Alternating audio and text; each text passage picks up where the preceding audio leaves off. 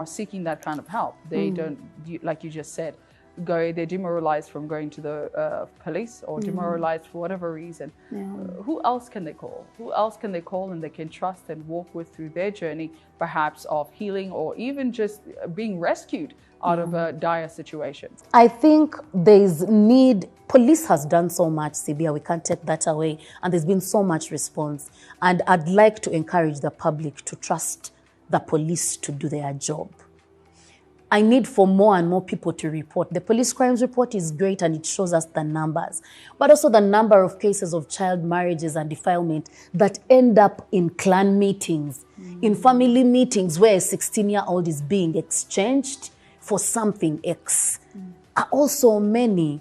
So I think we need to trust the police because there's no civil society that has as much coverage as the police. Besides, it's their mandate. It's the government's core mandate through the police. So we need to report to the police. The Ministry of Gender also has a mandate it plays, and they do have the Sauti number 116 that has been doing very good with having many students, many pupils, many kids not even in school being able to report. So that's also another way to utilize. But also NGOs like FIDA, Uganda Law Society, Justice Centers, are institutions that are complementing the role of the government and filling certain gaps. And therefore, I think it's also important for communities to go out there and know, for institutions like ourselves, our services are free at FIDA. We have a toll-free number. We have a social media that you can reach in case you have, you're digitalized. And finally, what message would you like to send perhaps to parents and communities out there and on how to protect children and how to make sure that they become, the protectors of the community? My biggest message I want to send to the parents and communities is that let children enjoy their childhood. Yeah. Child marriage brings on board a lot of burdens to children which deter them from attaining their dreams. Takes them out of school, exposes them to risks of STDs and HIV, and brings a deeper burden to the children and their parents. So as parents, they must do everything to ensure that they identify risks to these and report if advances are being made by leaders, both cultural and religious, and individuals in communities to the relevant authorities. Child marriage is more than a legal issue. It's a conversation about the future of Uganda's children. Let's take a quick break. We'll be right back.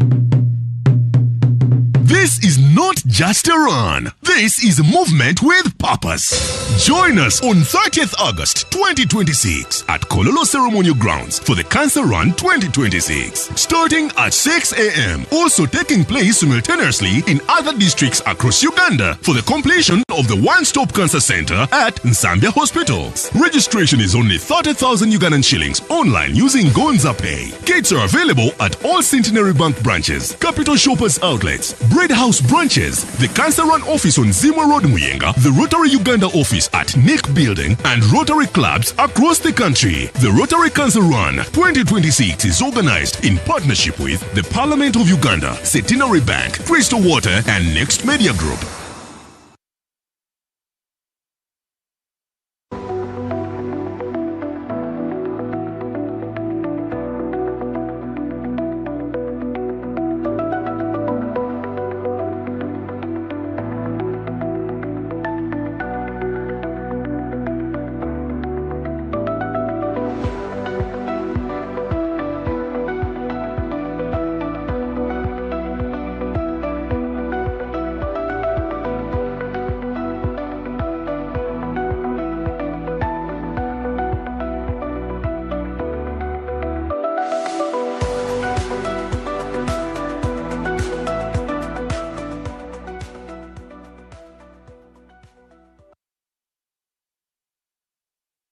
Can I have a light, please?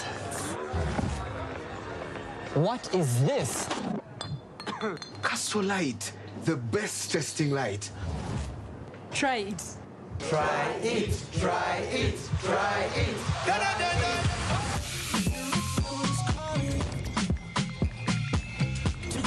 Guys, look at this post.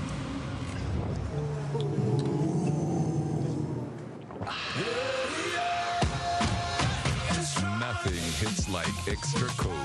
Castle Light. Try it. Why pay for someone else's repairs? Say goodbye to hidden costs and hello to peace of mind of a brand new start. Discover the Suzuki range of unmatched fuel-efficient and reliable options. From the iconic Jimny to the new Across Hybrid. Find the perfect blend of style and world-class efficiency. Upgrade today and enjoy 1 year of free fuel and comprehensive insurance, plus 2 years of free service and a 3-year warranty. Trade in your current car or choose financing to start driving as you pay installments. Don't wait. Visit the Suzuki showroom today or call 0800-211-033 to get started.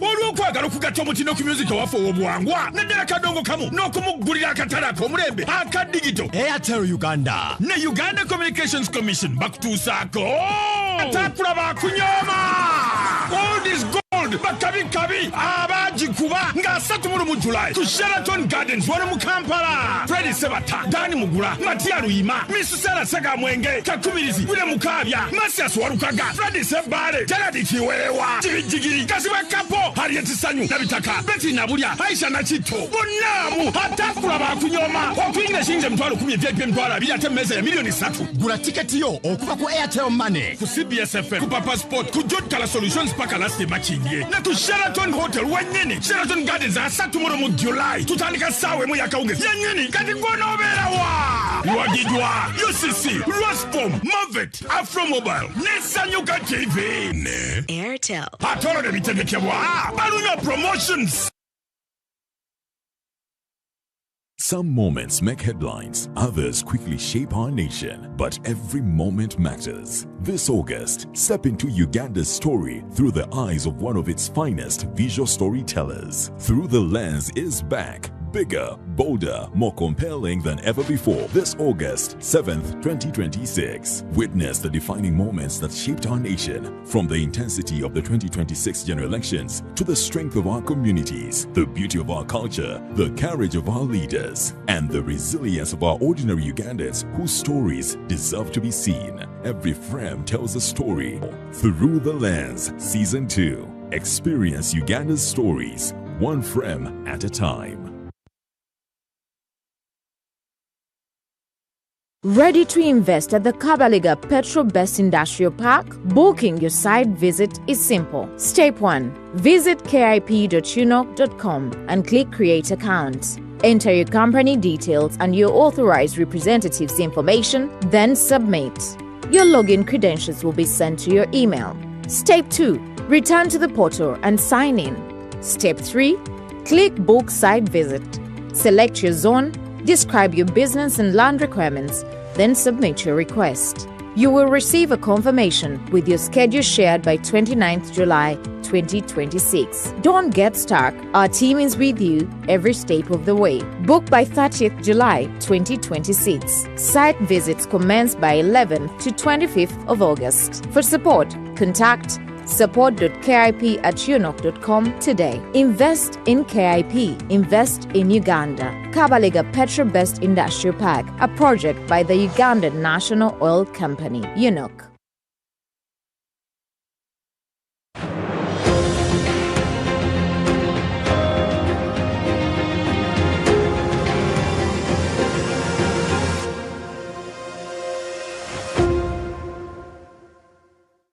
Welcome back. You're watching Impact Uganda, and today we're discussing child marriage in Uganda and what it will take to ensure every child has the opportunity to grow up safe, stay in school, and choose their own future.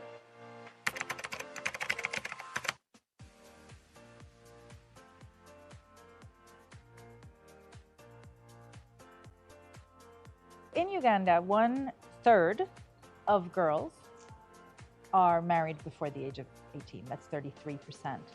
And 1 in 4 girls, 24%, have a baby before they turn 18. So it's a really big proportion of the female population. And that is a tragedy for the individual girl because especially with childbearing comes school dropout. Sometimes girls even get kicked out of their families. It prevents them from participating in a real way in the money economy, which means they also lose future earnings. They lose the opportunity to have careers and aspirations in life.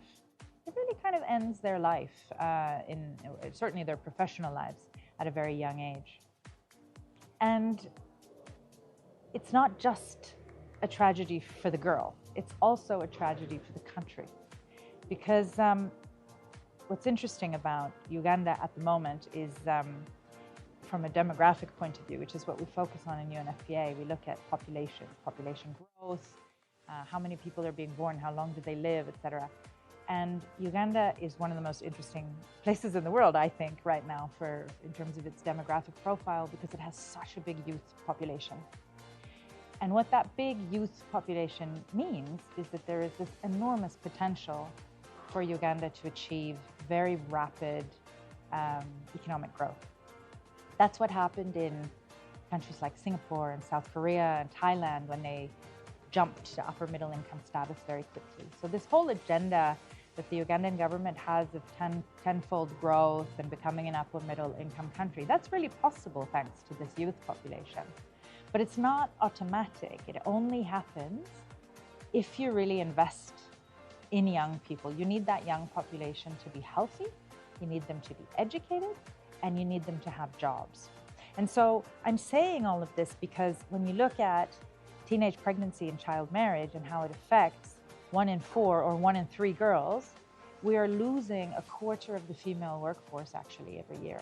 So it's not just a big challenge for the individual girl who loses a lot of opportunities. It's also that we need those girls. We need them to be working for the future of Uganda.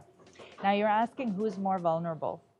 We know that girls who are poor are more likely to get married young and are more likely to have children young. And we also know that girls in rural areas are more likely when we look at what works. Because it is true that when we look at the rate of child marriage, it's been 33% for a really long time. We haven't made enough progress. And part of the reason for that is that social norms are hard to change. It does take a while. You cannot expect that it's quick. It often takes a generation or sometimes more. But even so, I think that we cannot have interventions only that put the responsibility and the blame for child marriage onto the children and adolescents. These are children having children. So we as adults need to take responsibility. What does that mean in terms of what we should do and what we think works? The first thing that we do a lot at UNFPA, which helps us, is to study the data. We look a lot at what are the trends, what are the numbers that we see, who are these girls, why are they getting married, what happens to them afterwards, what are the characteristics, and so based on that we can shape our interventions. Secondly, we work a lot on services. We work to make sure that they have adequate health services. That it might include family planning, but it also includes, for example, safe maternal health services, because girls who are already pregnant need to be able to give birth safely, especially because their bodies are very young, and so it's dangerous for them to give birth. So we really need to make sure that they have assistance when they give birth. It also includes education. Are we educating them properly to understand the risks involved in having sex at a young age? Do they have that knowledge? And the services also include social protection services. And so we really need to focus on making sure that all of those services are available. Thirdly, we need to work on the social norms. And this is the part that can often be challenging to do, and it takes time. But Uganda has a lot of success stories when it comes to the social sector, and the work that has been done has yielded really effective results. So one thing that's really important to note and to celebrate, I think, is that it is so much safer to be a woman giving birth in Uganda today than it was even 10 years ago. It's 44% safer. And that's because we've invested a lot. The government has invested a lot, and there's been political will to try to make it safer for women to give birth. That includes, of course, because there's a lot of teenage pregnancy, that includes improving the situation for a lot of teenage girls. We've also had a lot of successes on school enrollment. School enrollment is a success story in Uganda. What we do see is a lot of girls drop out before they reach secondary school, so we still need to work on that.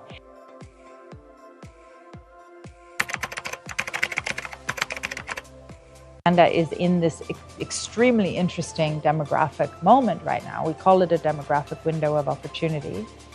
And this is a moment where if we invest properly in the health and the education of young people and the job opportunities for young people, it can have a huge multiplier effect.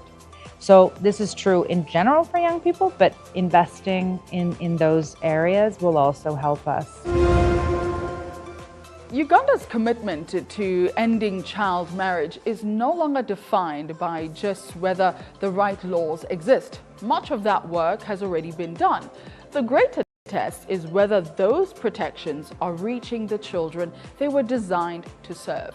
Because every child who remains in school, every family that chooses protection over pressure, and every community that rejects child marriage brings the country one step closer to fulfilling that promise. I'm Victoria Sibatani, and thank you for watching Impact Uganda.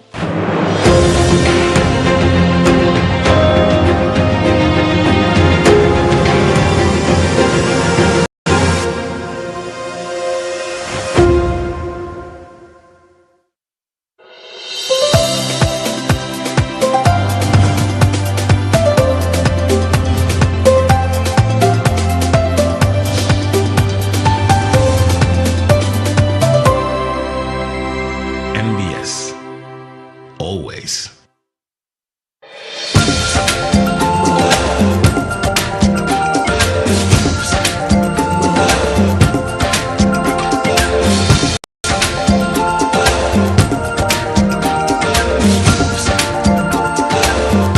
NBS Live at 9.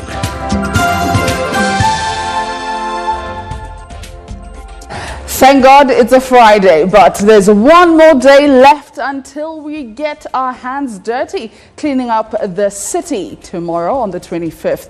I hope you're ready. Samson, are you ready by any chance? I definitely am ready. Remember to keep yourself with fluids. It can get very hot out there, and the work will definitely be some asking. So carry your fluids. As well, carry your headlines. Cheers. Last Saturday of every month, from 7 a.m. to 10 a.m. Counting down to the national cleaning exercise. I've been doing these cleanup exercises. We call it Bulungi Bwansi. The country to shut down for 3 hours. To come and work with us. I'm sorry, my lord, but I'm worried because I'm sitting on a time bomb, my lord. Elias Lukwago to wait for another 6 days for court to determine the fate of his bail application. Hopefully, we will get there. He will reach there.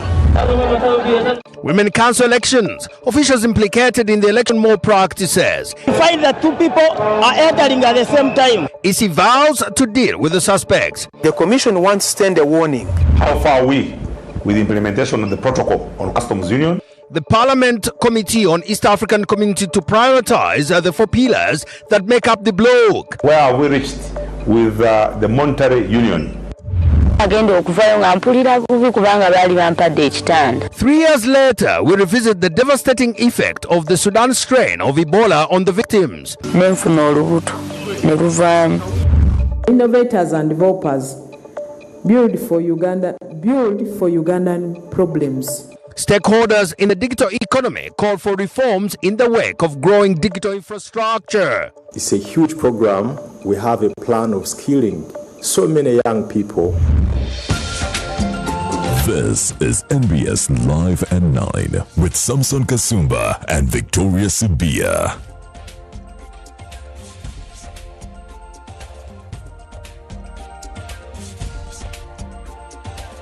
Welcome to NBS Live at 9. We have Jagwe Michael on sign language. Let's get started. Now, the High Court is to determine the fate of former Kampala Lord Mayor Erias Lukwago's bail status on 30th July, almost a week from now. Lukwago, while appearing before Justice David Matovu for his bail application, raised concern over his deteriorating health, citing challenges in accessing regular meals required to support adherence to his medication schedule. It is tight security. Former Lord Mayor Erias Lukwago was brought to the High Court by present authorities. Shortly after his arrival, news emerged that proceedings would be conducted in the judge's chambers, where only the sureties and fewer than 5 journalists were permitted to attend. After nearly an hour of waiting, it was revealed that Lukwago would spend at least 6 more days in prison before the court determines whether he will be granted bail. Among the sureties presented were politicians Betty Namboze, former Member of Parliament Lulume Baiga, and Lukwago's biological brother. The court later directed the defense to file its submissions by close of business Friday, while the prosecution will be required to submit theirs by Tuesday, 28th July, with rejoinders from the defense expected on the same day. During the proceedings in the chambers, Lukwago presented a collection of his medication and explained that the prison routine makes it difficult for him to follow his prescribed medical schedule, which requires him to take small portions of food at frequent intervals alongside his medication. I'm predisposed, my lord, to TB infection because almost on a daily basis there are TB cases which are established. I was advised by our resident doctor that I should keep my mask on 24/7, but my lord, it's not easy. You can't sleep in a mask. And also, my lord, given my pulmonary challenges. Lukwago further asked court to allow him access to medical treatment at Mulago Hospital once again, citing worsening health. I'm worried because I'm sitting on a time bomb, my lord. I'm extremely worried. I'm having sleepless nights, my lord. Even the clonazepam, the bromazepam I'm using as sedatives, they are no longer effective. As Lukwago awaits his fate on 30th July, his earlier bail denied by the Makindye Magistrates Court highlighted factors including his influence in society and the weight charges against him which the court considered. According to his indictment signed by the Assistant Director of Public Prosecution, Thomas Jetiko, Lukwago is accused of failing to report information relating to an alleged plot to overthrow the government of Uganda between 2021 and November 2024. Hopefully, we will get there. He will reach there.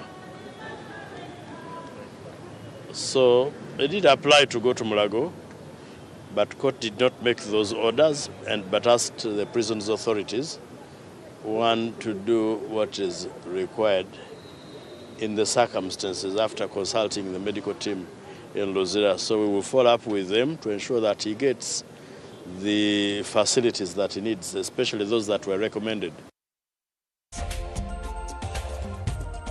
Now, the Electoral Commission has issued a stern warning to its election officials, particularly those deployed at the village level, against engaging in electoral malpractice, including tampering with voters' register, saying anyone found culpable will face the full force of the law. The warning follows allegations that some polling officials altered village voters' registers during Thursday's Women Council elections. The Commission says it has already received reports implicating some of its staff. As the dust settles over the Thursday Women Council elections, it has emerged that some election officials at the grassroots were engaged in election malpractice. This resulted in the suspension of voting in some places or failing to take place altogether in some areas. Among the major concerns raised were alleged alterations of voter registers and the participation of individuals who were not eligible to vote. These incidents have heightened anxiety among candidates preparing for the next week's LHC 1 chairperson elections. The registrar would read the name and then you find that two people are entering at the same time. So it's very shocking that in some areas, not only the voters were missing from the voters register, but even the candidates. The Electoral Commission says it is fully aware of the reported irregularities, noting that some of its own officials have been accused of manipulating voters' registers, an act that disrupted the electoral process in some polling stations. The Commission has started receiving some reports that some village election officials are tampering with the voters' registers. The Commission wants to send a warning to all village election officials and all actors that are trying to collude with these officials that interfering with the village voters' registers is an electoral offense. As a result, several candidates urged residents to remain vigilant, warning that failure to defend the integrity of the electoral process should have long-term consequences. Most especially those ones who are contesting for the position of chairman, that you have to be very keen. Call upon the government to introduce the biometric voter verification system to these ground levels so that we can do away with the chaos and the conflicts, the disputes that arise due to the inconsistencies of the voters' register.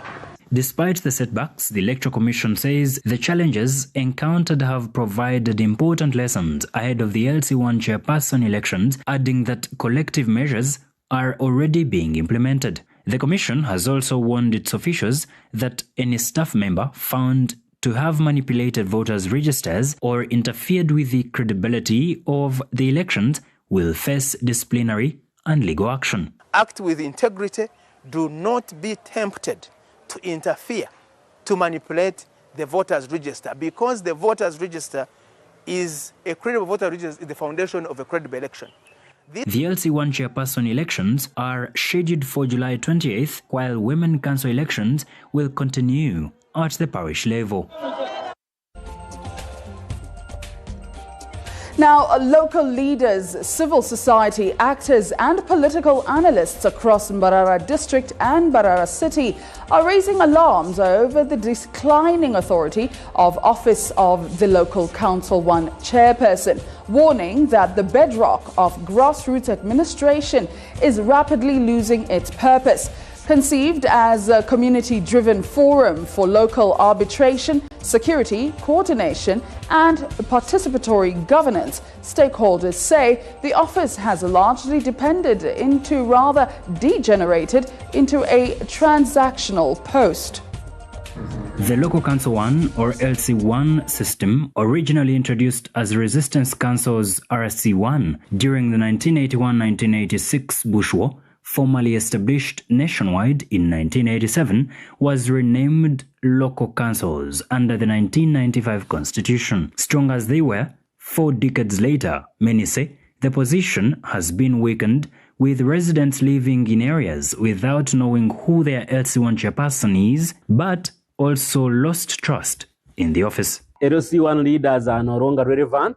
In fact, to me, they should be scrapped, because they are no longer working for the people, they are no longer working for Ugandans, they are working as brokers of politics. In many cells and villages across Mbarara city today, candidates actively seek election primarily to take custody of the official village stamp, a lucrative instrument used to charge fees for land transactions, verify legal documents, and validate commercial deals. In fact, if you want to know that they are no longer relevant, you see the land grabbers, they use LC1s. If you go to court, the problem we have at court about those cases are increasing because of poor leadership from LC1, because you cannot sign an agreement to 2 people, 3 people, and you sell land more than 1 time. Those ones who are incoming with hope that there is trade in a stamp, I think they are wrongly informed. These stamps are to be done for the service of our villages. It is not a trade of its own. Political analysts in the region attribute this shift to political interference and a weakening rule of law at local level rather than resolving conflict through grassroots consensus and local council courts. In fact, they should be scrapped and we use the appointed leaders. For example, the Muruka chief, the Gomborora chief, the RDCs, at least for them, they are working. Many residents relocate to new areas and no registration takes place, which was never the case. These now bypass traditional channels, relying instead on personal ties with local enforcement agencies. As a result, regular village council meetings, once essential for transparency, local accountability, and community decision-making, have almost completely ceased to exist. The Parliamentary Committee on East African Affairs has resolved to prioritize the 4 pillars of integration as it embarks on its mandate in the 12th Parliament. In an interview, the committee chairperson Dennis Namara said the focus will be on the full implementation of the protocols on the Customs Union, Common Market, Monetary Union and a Political Federation. Legislators on the Parliamentary Committee on East African Affairs have adopted their annual work plan for the year with a pledge to fast-track the 4 key pillars of regional integration. We have come up with few areas where we're going to focus. Speaking to NBS TV after a closed-door meeting, committee chairperson Dennis Namara said the committee will center its work in the first year of the 12th Parliament to implementing the Customs Union, Common Market, Monetary Union, and Political Federation protocols. How far are we with the implementation of the protocol on Customs Union? How far have we reached with the implementation and domestication of the protocol on Common Market? Where have we reached with the Monetary Union? What are the targets? What are the advantages? We're also looking at the issue of Political Federation. The committee also resolved to tackle non-tariff barriers that continue to frustrate cross-border trade within the East African community. Infrastructure development is also high on the agenda, with members identifying the construction of the standard gauge railway from Mombasa through Malabar to Kampala as a priority project for the regional connectivity. We are going to look at the regional infrastructure projects in the transport corridors, the northern corridor and the southern corridor. How far with the standard gauge railway from Mombasa up to Malabar, up to Kampala? How far with the oil pipeline? How far have we reached with it? So we're going to look at infrastructure projects that facilitate trade within East Africa. The committee further expressed concerns over delayed payment of the subscriptions by several East African community member states, noting that the shortfalls are affecting the operations of regional institutions. The community is limping because of non-remittance from most of the partner states, but Uganda, good enough, is remitting. So we want to have an interaction with the committees of other partner states in Kenya, Tanzania, Rwanda on East African integration. In addition, the committee plans to strengthen collaboration with regional bodies including COMESA and the East African Legislative Assembly to deepen integration and harmonize policies. Let's speak some Latin, habeas corpus. Now, as political parties continue demanding answers of members whose whereabouts remain largely unclear and unknown, legal experts are questioning who bears the responsibility when the state denies holding a person, especially if that person is missing. They say that while the law provides mechanisms such as habeas corpus to compel authorities to account for individuals, questions linger and remain over whether existing safeguards are sufficient to close accountability gaps. Article 23, Clause 9 of the Constitution grants every person the right to apply to the High Court for a writ of habeas corpus, requiring authorities suspected of holding an individual to produce them before court, whether alive or dead. But when security agencies deny holding a person reported missing, who takes responsibility for establishing their whereabouts? Over the years, several Ugandans have disappeared under unclear circumstances, with the police, military, and the Attorney General at times denying knowledge of their whereabouts. Similar concerns have been raised in the cases of Muhammad Mwanga Chivumbi, Muhammad Kanatta, John Bosco Chibalama, Sam Mugumia, and others, as their families and political parties continue seeking answers. Lawyer Abdallah Chiwanuka, who has represented families of missing persons, says even while it is unclear who is responsible for a disappearance, the obligation to account for the individual remains with the government. At any given moment, you must be known where you are. The governments must know where I am right now.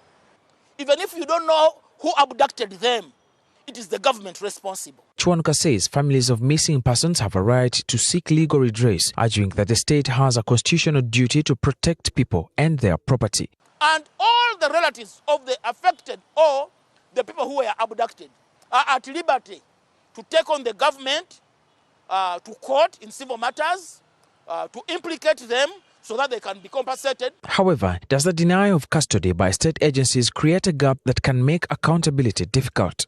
Lawyer Samuel Muyezi, who is part of Muhammad Mwanga Chivumbi's legal team, says habeas corpus applications require urgent determination because they directly concern a person's liberty and safety, though another precedent has been set. I believe we are going backwards. You will not envisage a situation where you file a habeas corpus application, for example, like the one we filed for the Honorable Mwanga Chivumbi on the 14th of July. It was fixed for 17th, and we are still in court without a decision of court, where court in a way is at the mercy of the state. The lawyers argue that in Chivumbi's case, police acknowledged intercepting him but later denied holding him or knowing his whereabouts. They contend that once a person is intercepted by security agencies, authorities should account for what happens to him. In a situation where people are abducted, even during day, and the government says, even where people who are abducting people, they are holding guns, that is a clear indication that the government is involved. Because having considered that you apprehended a person, then the duty is yours to bring that person to court. You do not need a court decision for you to make further investigations. The lawyers maintain that once court orders are served on relevant authorities, including police, military leadership, and the Attorney General, their legroom in the law ends. They add that challenges often arise when cases involve political actors. Such a scenario where people are abducted and their whereabouts are unknown, our limitation stops at the point of the writ. But we cannot stretch it further than having orders from court. Ours and the duty and obligation is to ensure that we get court orders.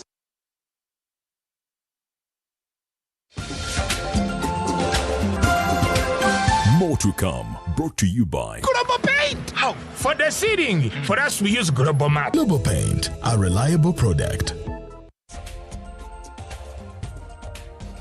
Perchance you'd like to know what is coming right after the break, so let me let the cat out of the bag. Uganda urged to turn connectivity into opportunity. That is coming right after the break, and you can tell those are some very famous faces. When we go back to the break and come back, of course, the English will go a notch higher, if you understand what I mean. Good evening.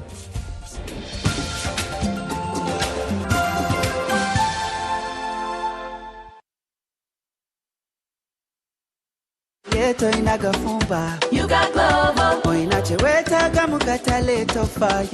You got Glovo. You can order what you want. You can get what you need. You got Glovo. You got it all. Order a Glovo and receive it in minutes. The problem is the foundation. Do you know the kind of cement I'm using in this foundation? I guarantee you even my grandchildren will come and find this house. You buy your buy today and get the job done. Strong, reliable, available at hardware shops countrywide. Hello, Mr. Mkasa. Hello, how are you? I'm okay, sir. Are you the broker? The original one. I was told you have very good rentals. That is right. How many bedrooms do you want? I want 3 bedrooms. Okay, did I tell you of the price? Yes, of course. 500,000. No. This side, the salary went a bit high. Why? Because the paint we use is of good quality. So the place gained the value. Which paint? Global Paint. How? For the ceiling, for us we use Global Mat. And for the inside walls, we use Global Silk Vinyl. Okay, tell me about the outside walls. Outside we use Global Weather Coat Emulsion so that the walls don't peel. I'm really impressed. The precision you put while painting, I'm willing to pay any amount. That is true, because here for us quality is paramount and the place becomes humidity. Global Paint, a reliable product.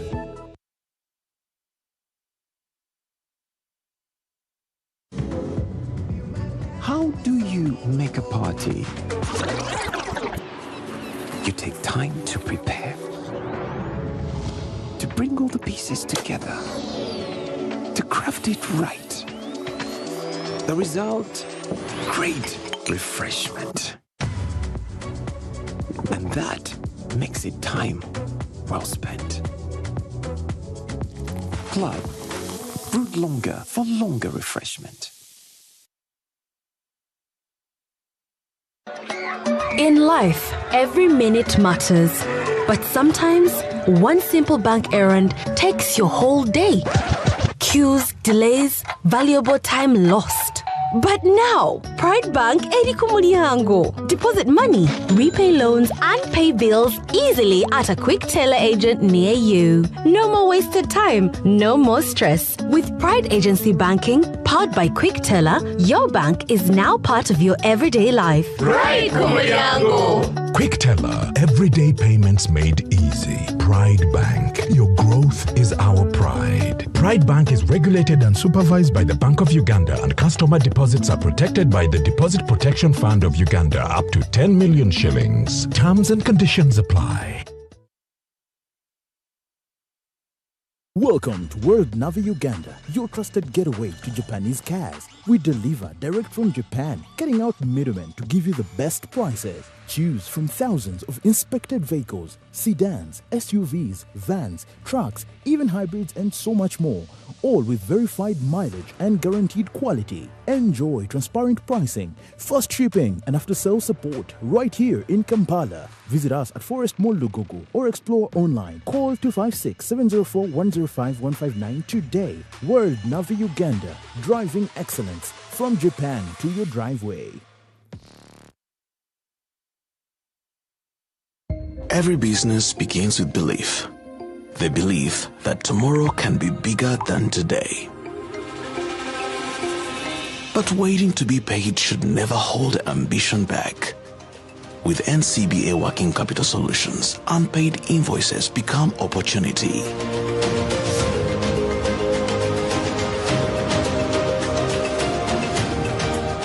Because some ambitions build more than businesses, they build futures. At NCBA, we bank on belief, empowering ambition with tailored financial solutions built around your business. Whatever your next move, we are here to help you grow.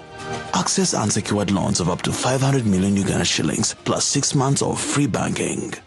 Ko NCBA Bank, Chigwa Kuwerere. Visit any NCBA Bank branch today and unlock the momentum your business deserves. NCBA Bank. Go for it.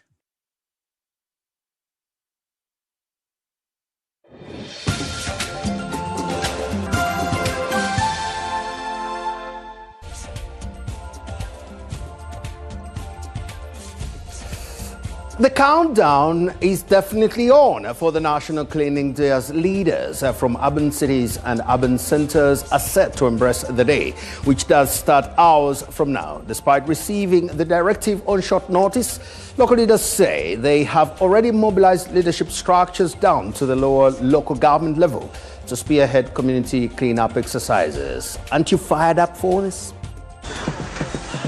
The directive by Prime Minister Robina Nabanja designating every last Saturday of every month as National Cleaning Day takes effect tomorrow, July 25th, 2026, issued just days before implementation. The directive requires nationwide participation in a coordinated effort to improve sanitation and environmental hygiene. With only hours to go before the inaugural exercise, local leaders across the country have intensified mobilization campaigns calling on communities to actively participate. In Kampala, where solid waste management remains a major challenge, the Minister for Kampala, Minsa Kabanda, says the monthly cleanup presents an opportunity to improve sanitation across the city's 5 divisions. I think it will improve in our cleanliness, to improve on our outbreaks, because all the diseases happen because of that. Kampala generates between 2,000 to 2,500 tons of solid waste every day. However, inadequate waste collection and disposal means that much of it ends up in the drainage channels, clogging the system and contributing to frequent flooding during heavy rains.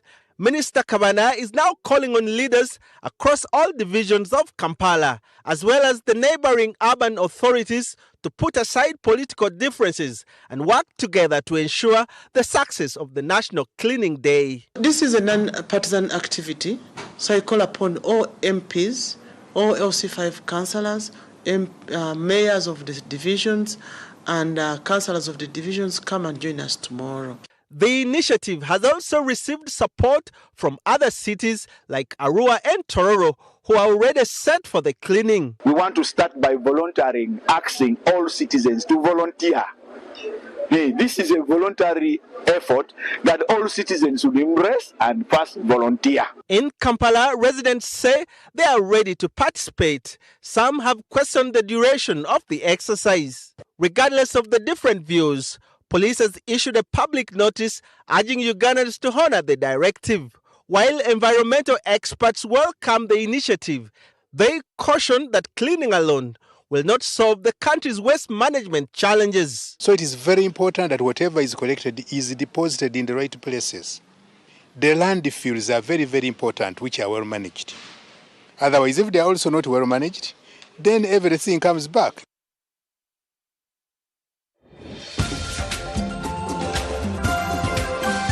Feedback brought to you by. In business, you need advice, solutions, and sector expertise when it matters. Your new office space looks great. What's next? We get it. Have some business banking.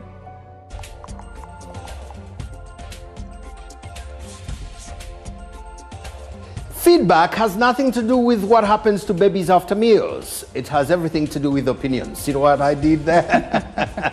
Let's get into it. How do you intend to participate in the national cleaning exercise tomorrow? Hashtag NBS live at 9. So let's get into the feedback. Yeah. And who is that? Our usual Cosmos. Yes. Of course.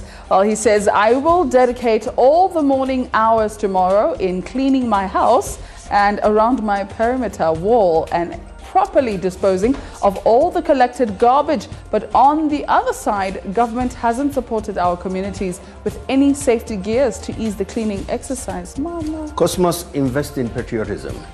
Support yourself. Clearly. Support yourself. And after Cosmos, who's someone else there? Yeah.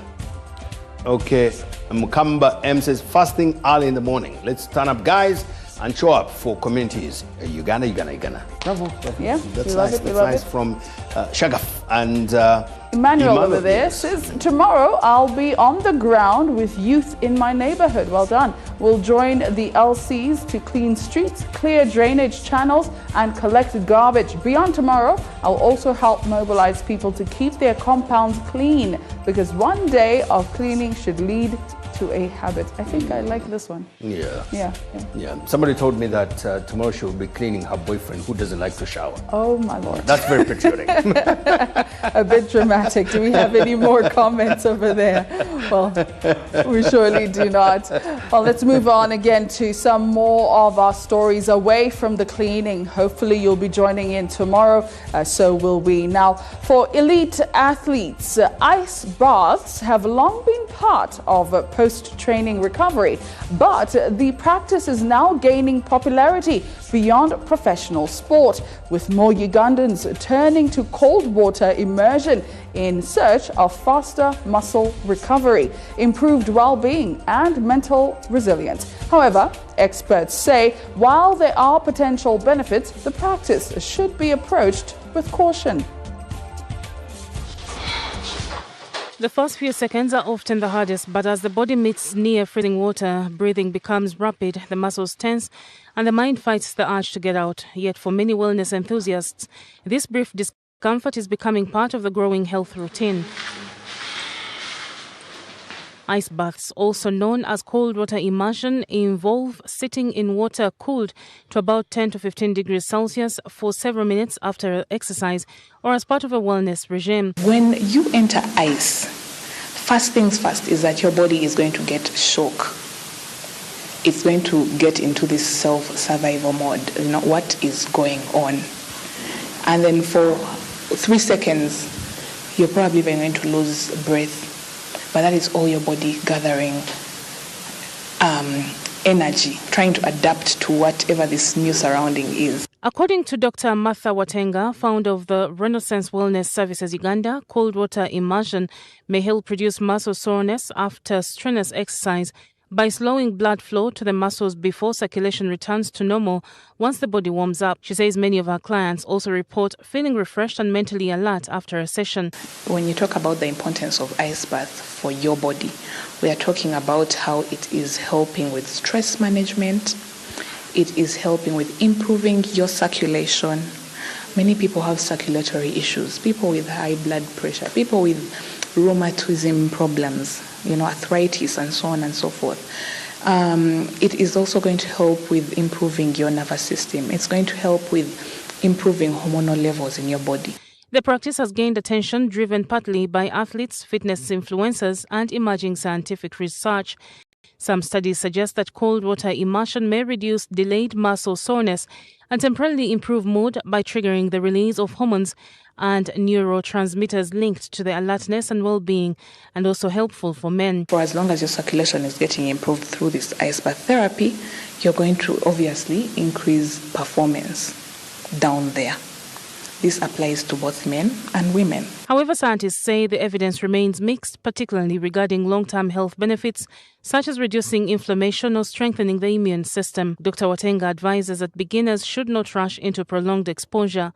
She recommends water temperatures of around 10 to 15 degrees Celsius and limiting sessions to between 10 to 15 minutes.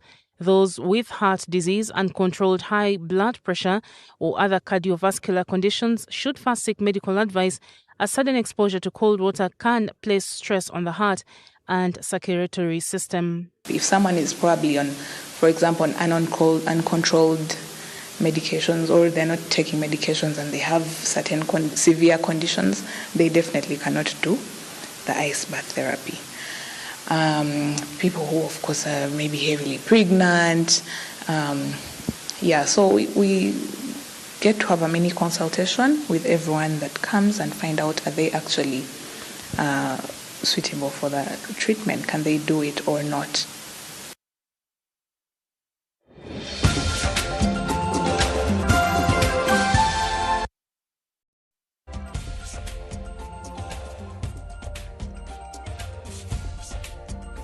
That will definitely be later. But if you want men to do ice baths, there is one thing you've got to tell them, and then all of them will be into ice bath.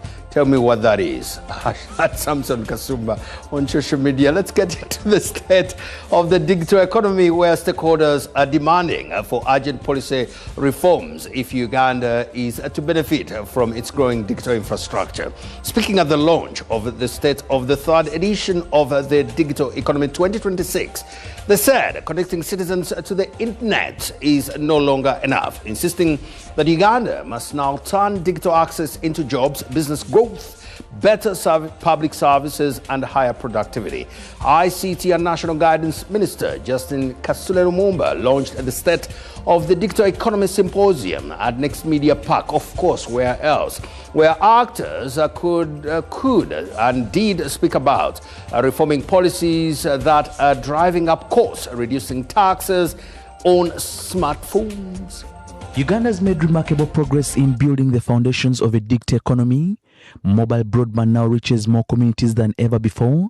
Fiber infrastructure continues to expand, with more smartphone ownership increasing, and digital financial services have transformed how millions of Ugandans save, transact and do business. Speaking during the State of the Digital Economy, stakeholders from government, the private sector, academia and the technology ecosystem emphasized the need for bold reforms to unlock Uganda's digital potential. Among the strongest recommendations was a call for government to reduce taxes on imported smartphones, making internet-enabled devices more affordable for millions of Ugandans, as the Next Media Group CEO Kin Karisa explains.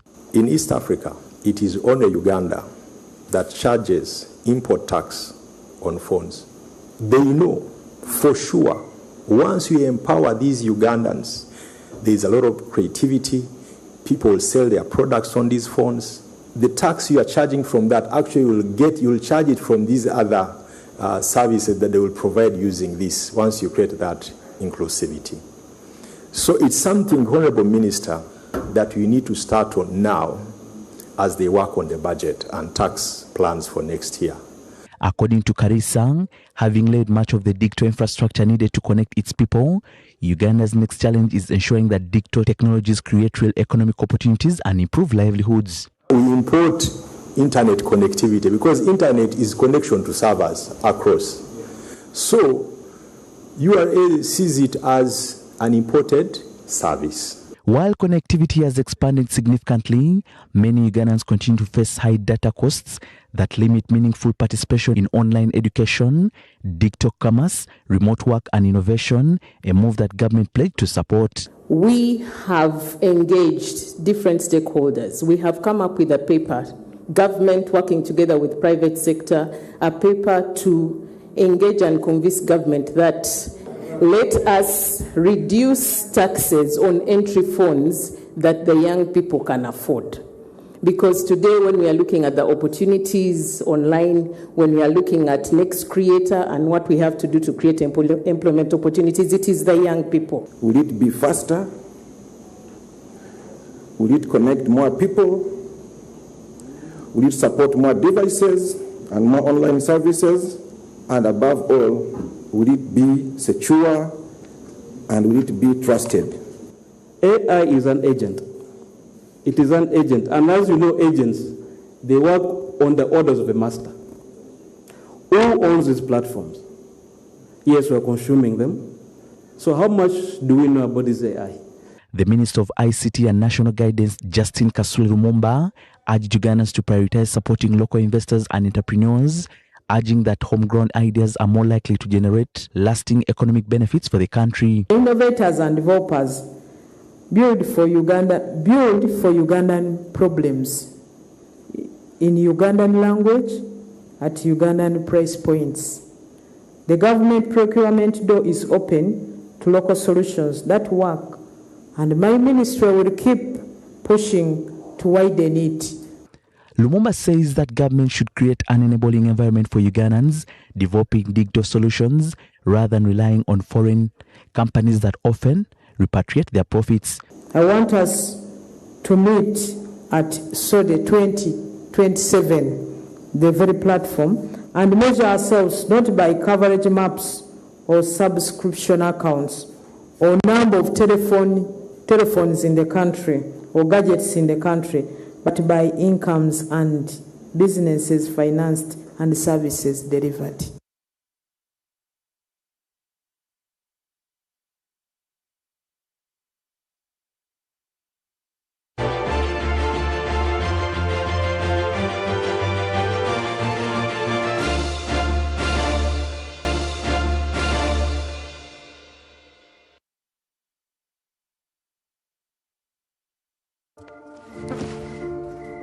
Before the medal, before the success, there are mornings no one sees. Days you carry alone. Days the doors won't stay open.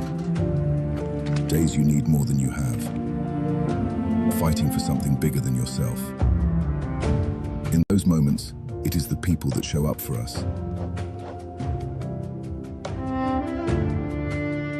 A hand, a loan, a door that stays open. A silent push to get you moving again.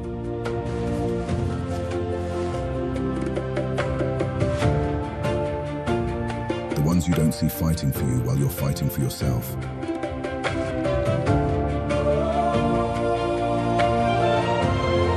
That's what it means to have someone on your side. I&M Bank, on your side.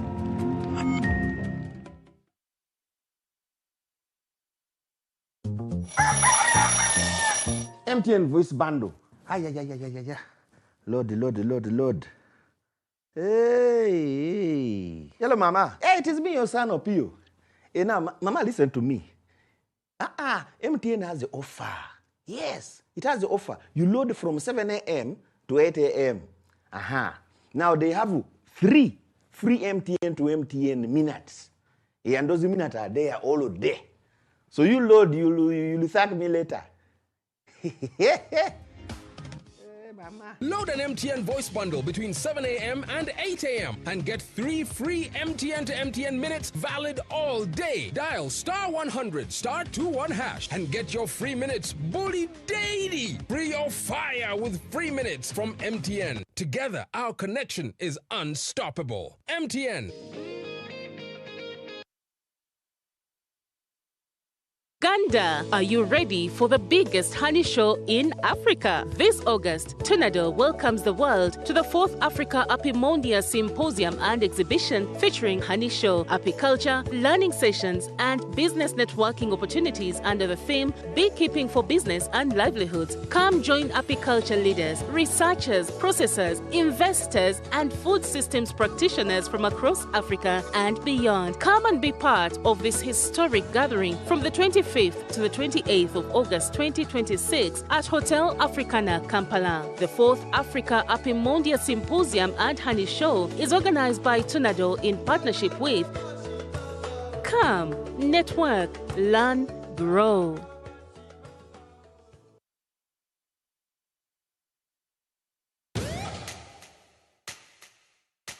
We don't need anyone's permission to move forward. What we need is the power to do it our way. Spiro is not your typical EV company. It's the power grid for African ambition. A network that connects Nairobi to Kigali, Lagos to Lomé, Dar to Kampala. Not with cables and wires, but with clean, quiet, relentless movement. This is Africa, powered by us.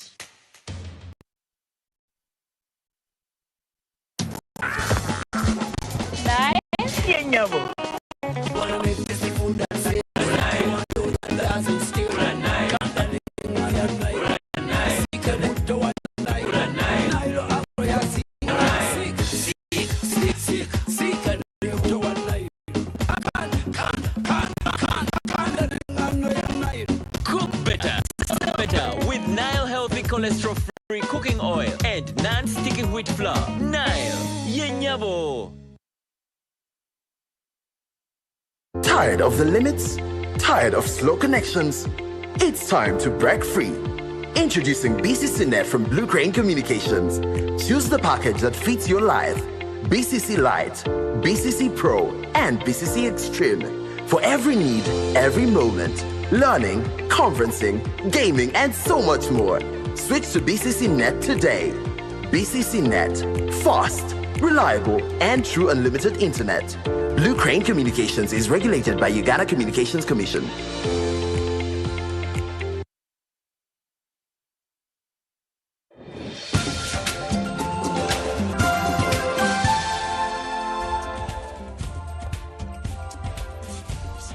Welcome back. You're still tuned into NBS Live at 9. And now Kampala Archdiocese has launched a 3-day food collection drive to support communities in Karamoja affected by severe hunger caused by climate change.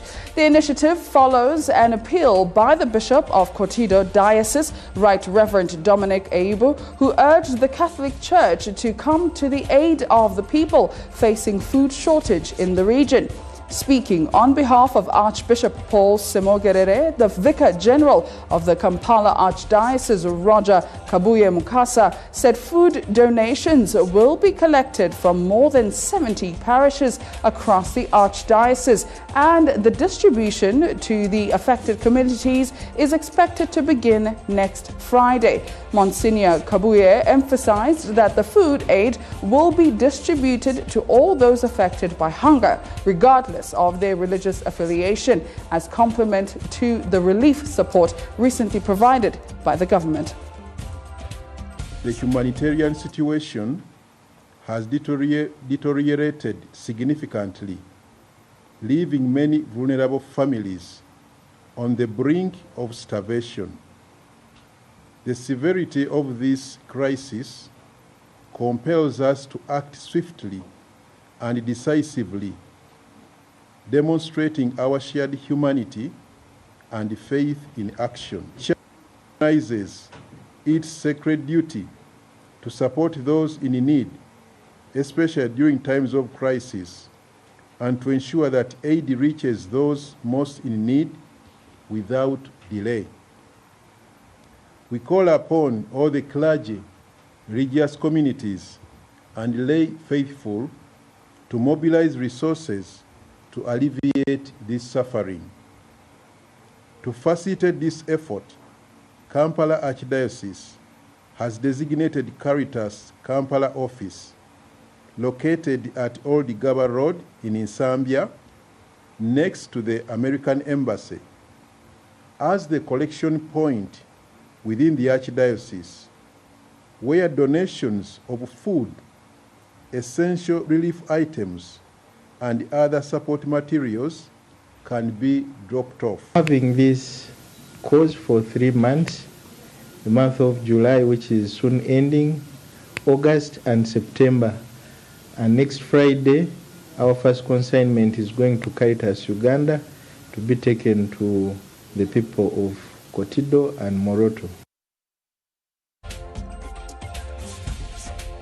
Now, our NBS Investigates feature, The Scars We Carry, tells the heartbreaking story of a couple who survived the virus but are now facing unimaginable challenges. Henry Mugenyi takes us to Mubende, where the outbreak left deep scars, and explore the lingering impact on survivors and their families. Uganda's Ebola Diary, The Scars We Carry.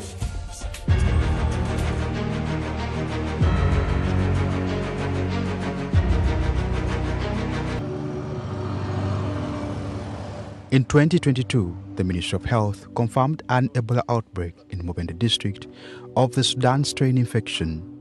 During this outbreak, 164 cases were confirmed, with 55 deaths and 87 recovered patients. From the onset of the outbreak, health authorities deployed experts, provided contact tracing, beauty isolation centers, and laboratory testing kits. This was a tireless and resilient response which led Uganda's triumph of Ebola. However, 3 years later, several scars of Ebola survivors are lingering. In Chijaguzo village, Marudu sub-county, is the family of Tadeo Sengonzi and his wife Christine Nyangoma. The family survived Ebola. It is a memory that sends shocking spine waves. It is a prayerful and resilient couple. We catch up with them in an early morning service, and it is praise and worship.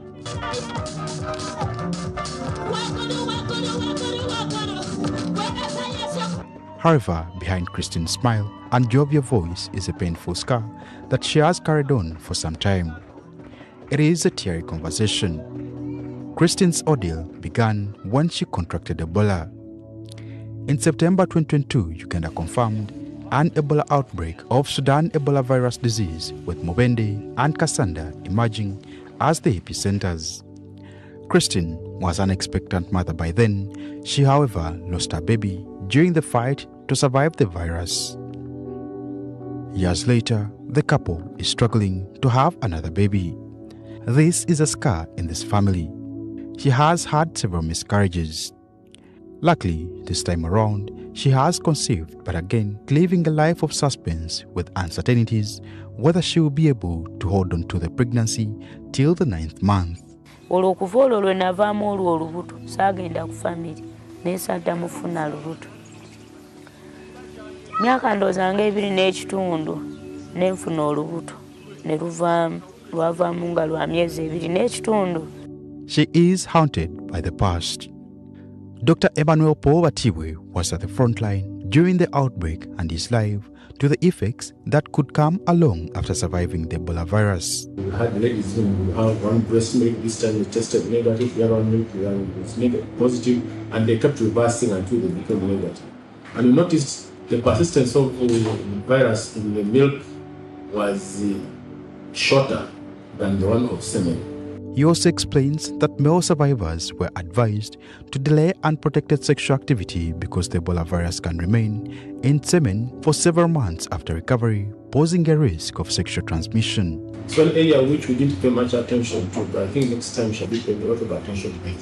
We minimize the transmission is sexual. Ebola disease survivors often experience stigma in multiple forms, including primary-driven fear of contagion, post-recovery symptoms, social isolation and rejection, something that leads to long-term psychological effects. Christine is a living testimony to the isolation and rejection. However,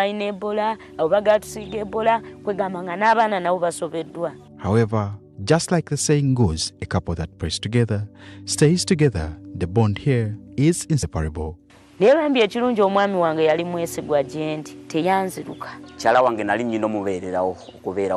Uganda has experienced 9 outbreaks, each providing valuable lessons for improving preparedness and response. Rapid containment of the epidemic was largely due to strong collaboration among health workers, government agencies, development partners, and the local community. Christine Antadeo, a survivor, tells of stigma, lingering physical complications, pain of losing loved ones, and the heavy burden of the Ebola scars that Uganda carries, but most importantly, is the story of triumph in Uganda's Ebola Daily.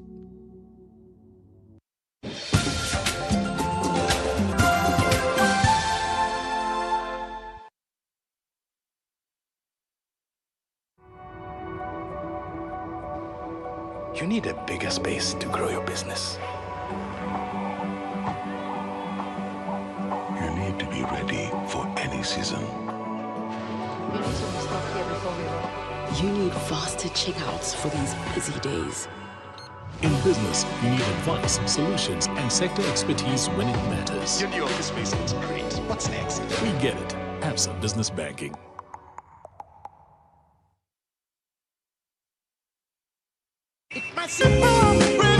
Today, let's see those smiles, please. Simple Miranda today and spread those smiles, please. Simple Miranda today and show your smile, please. No one smiles back at you, so come on, smile, please. Spread the smile. Why pay for someone else's repairs? Say goodbye to hidden costs and hello to peace of mind of a brand new start. Discover the Suzuki range of unmatched, fuel-efficient, and reliable options. From the iconic Jimny to the new Across Hybrid. Find the perfect blend of style and world-class efficiency. Upgrade today and enjoy 1 year of free fuel and comprehensive insurance, plus 2 years of free service and a 3-year warranty. Trade in your current car or choose financing to start driving as you pay installments. Don't wait. Visit the Suzuki showroom today or call 0800-211-033 to get started. Experience the ultimate in bathing luxury with Lanzo Luxury Bathing Soap. Choose from a variety of refreshing types, including menthol, antibacterial, ice cool, blueberry, coconut, and raspberry. Each one promises an upper-world, refreshing feel that redefines your experience with bathing. Lanzo Luxury Bathing Soap, the ultimate refreshing feel. Distributed by Chopper General Enterprises, located at shop number 3, Rafik Building, Chikoba, Kampala. You can find Lanzo Luxury Bathing Soap in shops and supermarkets nearby.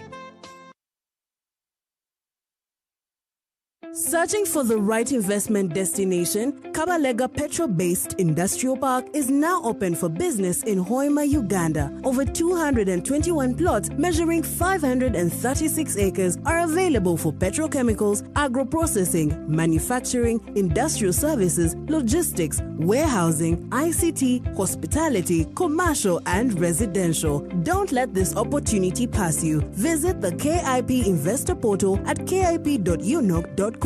Discover the various investment opportunities and project updates, create an account, and book a site visit at KIP. Kabalega Petro-based Industrial Park is open for business. Invest in KIP, invest in Uganda.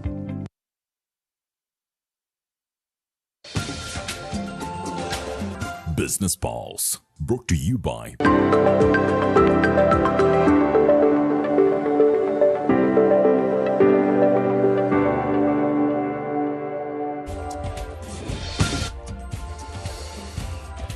the Minister of State for Energy, and this is a brand new name, Sidronius Opolot Okasai has asked Ugandans to be patient with the ongoing power outages, saying repair works are underway. Speaking at the second annual energy convention in Kampala, the minister said the government teams are repairing damaged electric poles and replacing faulty transformers across the country. He added that the outages are part of a broader plan to scale up Uganda's power sector.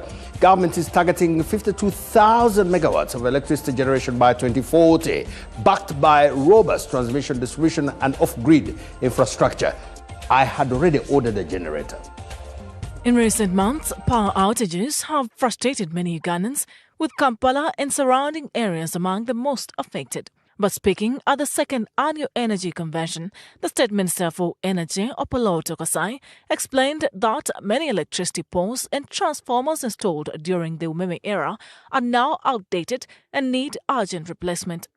To address this, the government, together with the Uganda Electricity Transmission Company Limited and Uganda Electricity Distribution Company Limited, is working to repair damaged infrastructure and ensure Ugandans have a stable and sufficient power supply. The outages and the outcries in Kampala is a temporary intervention that will improve the power supply. And we shall continue looking at how can we improve the reliability of the power in Kampala. Okasai noted that over 1.15 million meters will be made available starting 1st August this year. The supply will cover both pole and non-pole connections for many Ugandans who have applied in vain for more than 2 years. So now, if you have wired the house and you have a pole or no pole within the end of single phase, this is that one line you can actually be connected.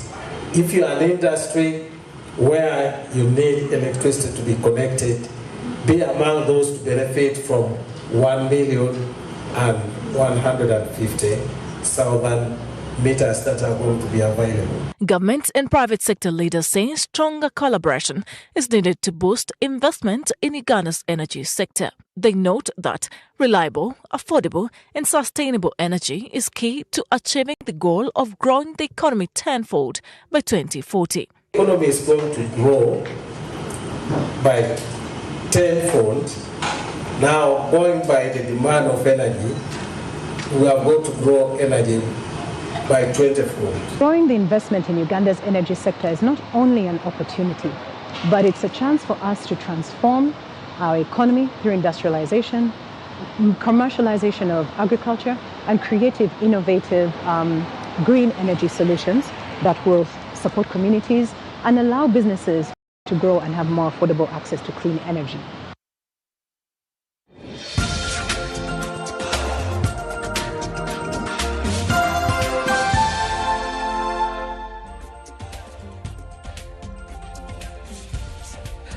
So here's the deal. Uganda belongs to the Commonwealth. So Uganda's campaign at the 2026 Commonwealth Games in Glasgow is underway, with competition taking place across several sports disciplines.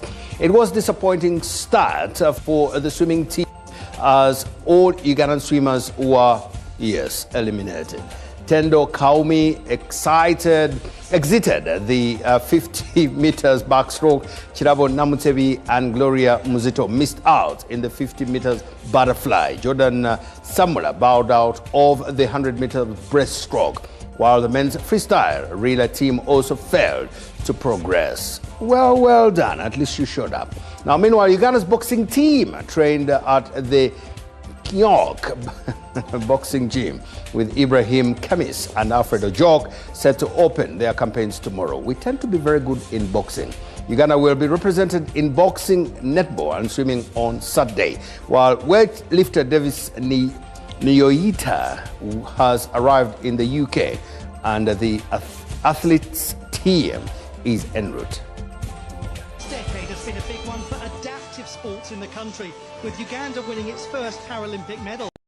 Para-powerlifter Dennis Mbazira carries the flag here in Glasgow, with para-swimmer Husna Kukundakwe holding the baton. Team Uganda, Team Chivuli. We are here to represent Uganda, so I'm sure that we are going to make it. In the power of Allah, inshallah. Abantu ba Uganda, abe Chivuli mwena, tuli wane in Glasgow. And we need prayers from you guys because tomorrow we are going for the hot cake. So tomorrow we expect to win. All of us are in good shape. We've been training for 3 months, almost 4 months. So guys, you should not worry. All of us are going to make it. And today we have got our team captain is going to play. And that is a win, sure. Just work hard and just put on a good performance and try your best, that's all. Simple as that, really, you know. I've worked with boxers NASA knows from all over Africa, but Uganda has kind of never been like a special place.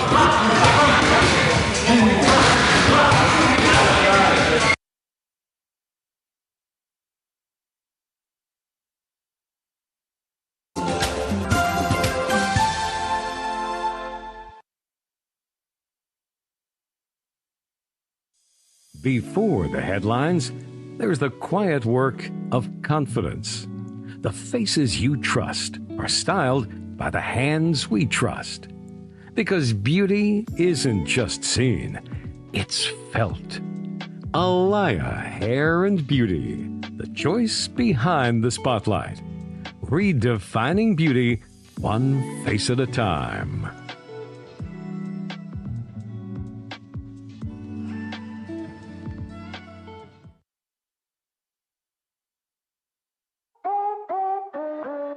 Start something new, something uplifting, something so effortless and golden.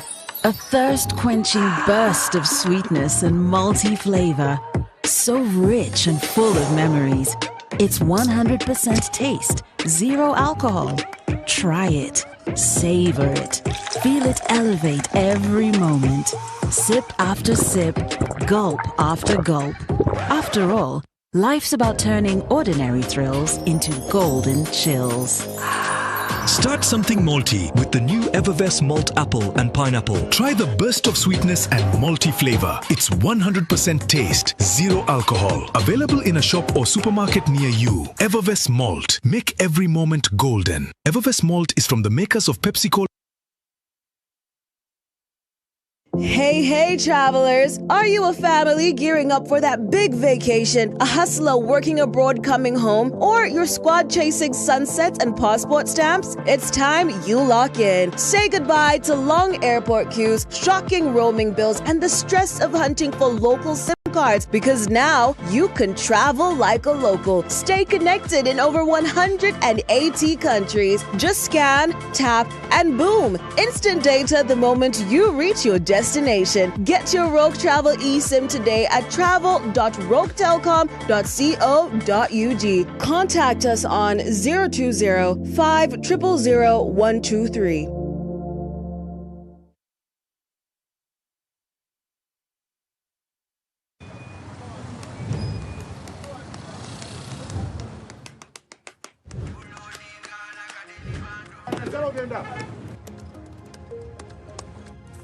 And that's it for today. Till the next episode.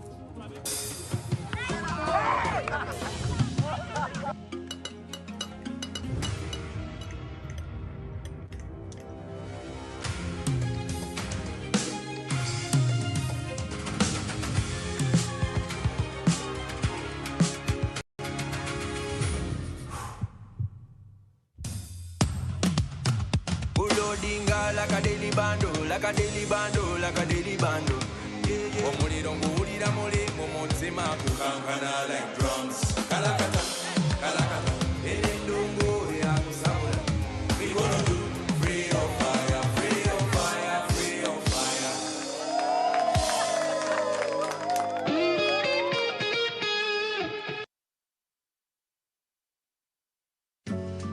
Looking for a vacation of a lifetime?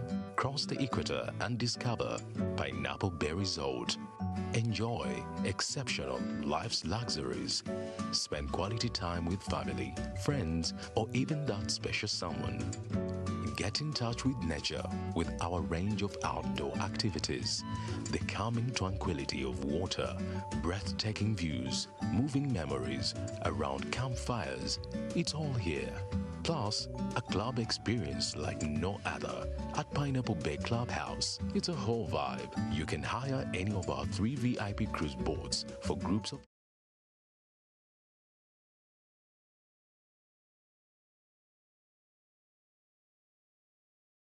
are all safety compliant. Make your next vacay an all-round experience at Pineapple Bay, located on Bulago Island, right in the midst of Lake Victoria.